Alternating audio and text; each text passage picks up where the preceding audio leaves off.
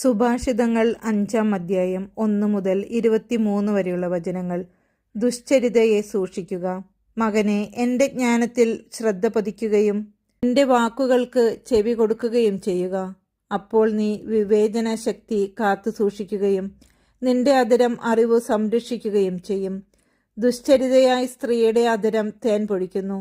അവളുടെ മൊഴികൾ തൈലത്തേക്കാൾ സ്നിഗ്ധമാണ്. എന്നാൽ ഒടുവിൽ അവൾ കാഞ്ഞിരം പോലെ കയ്പുള്ളവളും ഇരുതല വാൾ പോലെ മൂർച്ചയുള്ളവളുമായി തീരും.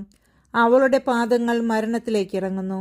അവളുടെ കാലടികൾ പാതാളത്തിലേക്കുള്ള മാർഗത്തിലാണ്. അവൾ ജീവന്റെ വഴി ശ്രദ്ധിക്കാതെ എങ്ങോട്ടെന്നില്ലാതെ അലഞ്ഞു തിരിയുന്നു. അവൾ അത് അറിയുന്നുമില്ല. ആകയാൽ മക്കളെ, ഞാൻ പറയുന്നത് കേൾക്കുവിൻ. എൻ്റെ വചനങ്ങളിൽ നിന്ന് വ്യതിചലിക്കരുത്. അവളിൽ നിന്ന് അകന്നു മാറുവിൻ. അവളുടെ വാതിൽക്കൽ ചെല്ലരുത്.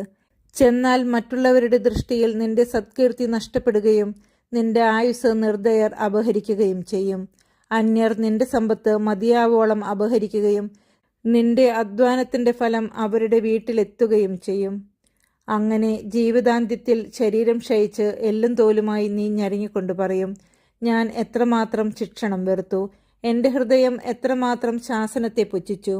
ഞാൻ എൻ്റെ ഗുരുക്കന്മാരുടെ വാക്കുകൾ കേൾക്കുകയോ ഉപദേഷ്ടാക്കൾക്ക് ചെവി കൊടുക്കുകയോ ചെയ്തില്ല. സമൂഹത്തിന് മുമ്പിൽ ഞാൻ തീർത്തും നശിച്ചവനെ പോലെയായി.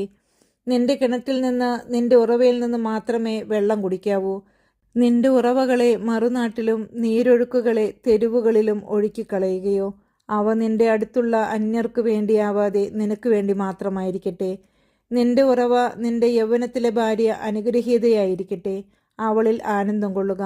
അവൾ ചന്തമുള്ളൊരു മാൻപേട, സുന്ദരിയായ മാൻപേട തന്നെ. അവളുടെ സ്നേഹം നിന്നെ സദാ സന്തോഷം കൊണ്ട് നിറയ്ക്കട്ടെ. അവളുടെ പ്രേമം നിന്നെ എപ്പോഴും ലഹരി പിടിപ്പിക്കട്ടെ. മകനെ, നീ ദുശ്ചരിതയായ സ്ത്രീക്ക് വഴിപ്പെടുകയും സ്വൈരിണിയുടെ വക്ഷസ്സിനെ ആശ്ലേഷിക്കുകയും ചെയ്യുന്നതെന്തിന്? മനുഷ്യന്റെ ചെയ്തികളെല്ലാം കർത്താവ് കാണുന്നു. അവിടുന്ന് അവൻ്റെ പാതകളെ ശോധന ചെയ്യുന്നു. ദുഷ്കൃത്യങ്ങൾ ദുഷ്ടനെ കെണിയിൽ വീഴ്ത്തുന്നു. സ്വന്തം പാപത്തിൻ്റെ വലയിൽ അവൻ കുരുങ്ങുന്നു. ശിക്ഷണരാഹിത്യത്താൽ അവൻ മൃതിയടയുന്നു. വലിയ ഭോഷത്വ നിമിത്തം അവൻ നശിക്കുന്നു.